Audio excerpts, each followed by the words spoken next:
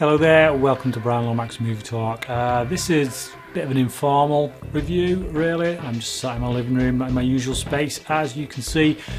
Yeah, it's not going to be an in-depth review, this one, because quite frankly, there ain't a right lot to go in-depth with. This is Terrifier, a film that has been doing the rounds on the hype train for a good while now. It's taken me a while to get around to watching it.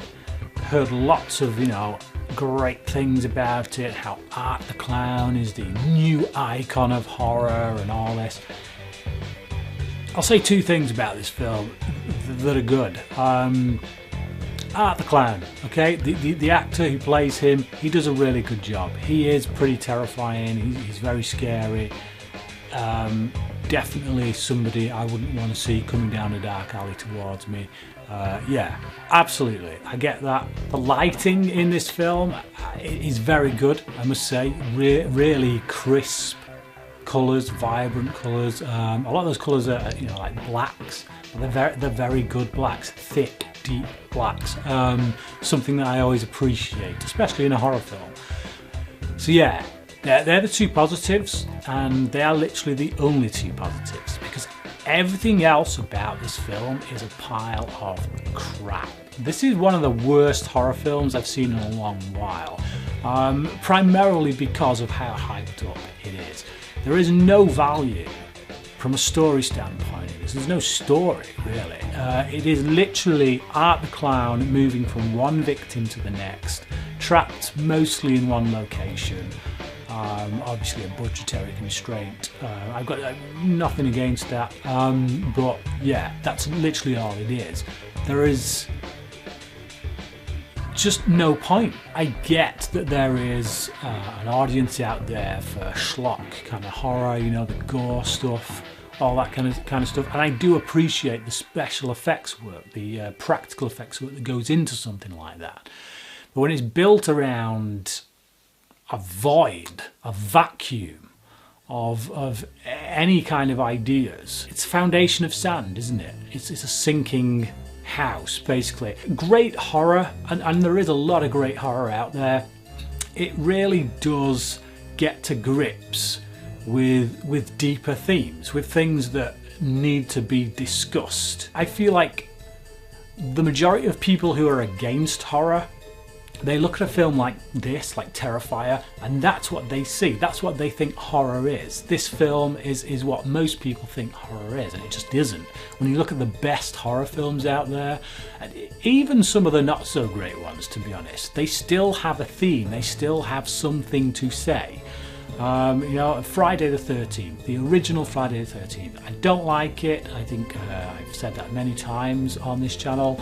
But even that still has something to say about the irresponsibility of adults who should be taking care of children in their charge, and the fact that they don't has consequences. It has ramifications which they will come to regret. Even something like Friday the 13th, which I've ragged on so much, I can see a point to it. I can see that there is a message in there, something to be said, something to be gleaned from it. None of that with Terrifier.